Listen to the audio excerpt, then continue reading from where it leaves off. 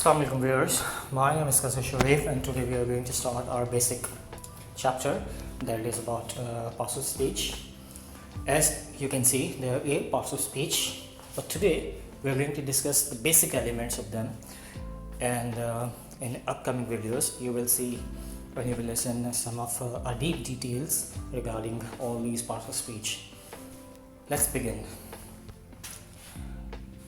As you can see on the screen, the word is noun. Noun is the first part of speech and we are going to discuss about it. Noun means name a person, place, thing or any idea.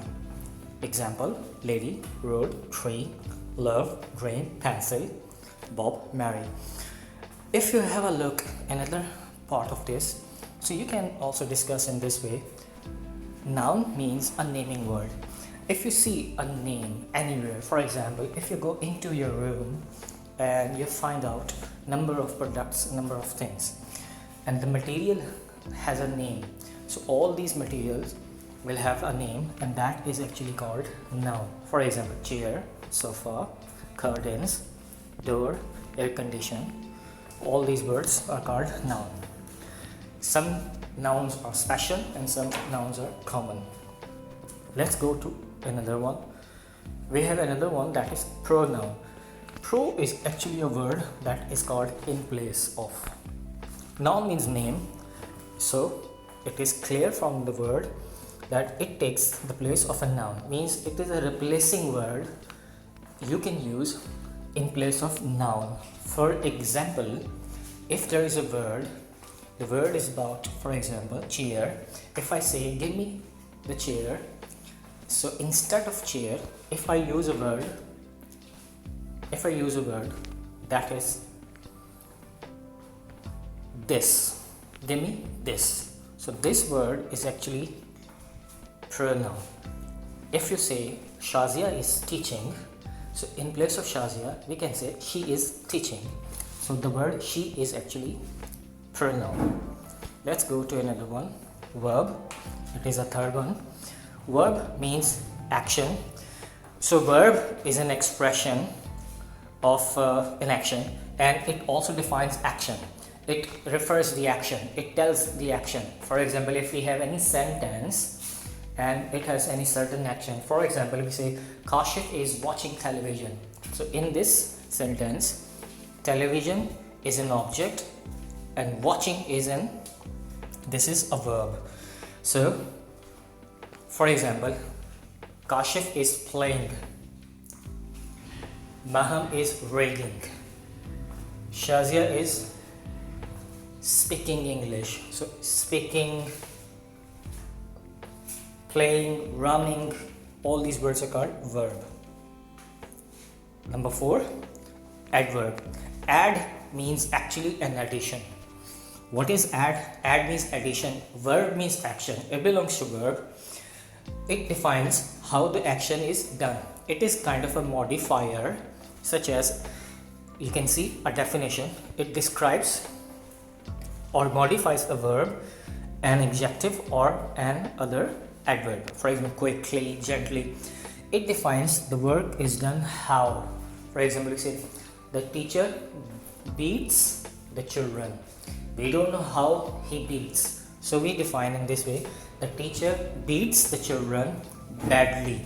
The word badly defines the way of action, so this is adverb. Let's go to another one, that is called adjectives. The word add, again, that means addition, so it describes a noun, a pronoun. In shorter way you can explain this is quality and a quantity and the condition. For example, if I say tea is tasteless, it means what is the condition of tea? Tasteless. So this is your adjective. For example, if I say fat, good, Amjad is a good boy, good is a quality. Okay. It defines, for example, you are drinking a tasteless tea. Tasteless is a word that is an adjective. Smart is adjective. Okay, weak is adjective. For example, you say There's a word like Kashif is an intelligent boy. Boy is noun. Intelligent is a quality of that. So this is adjective. Next is conjunctions. Conjunctions actually a word.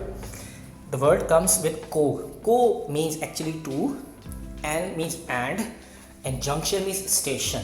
This is a staying point. So this is conjunction, means a word which joins two sentences, right? It connects the words, phrase or clause. For example, but, however, moreover. It helps you make compound and complex sentences as well.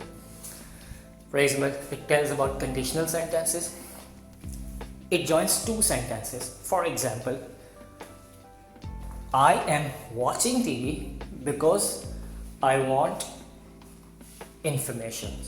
So the word but, because, they are known as conjunctions because it is connecting two words. So let's go to another chapter, that is prepositions. So the word is preposition. Pre means previous. Position is a point, a certain point. That can be location, that can be a place, that can be anything, okay, or that can be any pronoun. So it establishes a relation between noun and the rest of a sentence. For example, I'm sitting in the room. So the location, position is actually room. So this is actually called noun. So before we are using a word, that is actually pronoun, that is in. On the other hand, if we talk about this thing, he is sitting in the chair. In the chair, we are on the chair. In the chair we use especially in that certain point when we have an armful chair. It has arms. So if we have no arms of the chairs, so this is on the chair.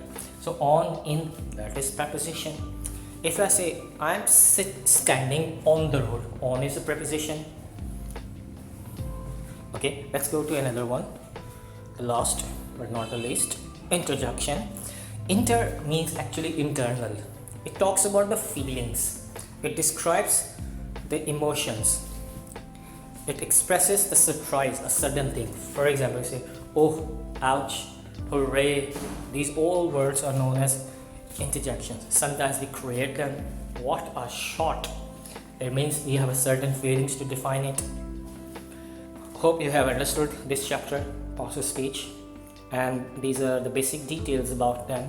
And inshallah in the next video we'll discuss more about them in a detail. So thank you very much for listening. Allah Hafiz.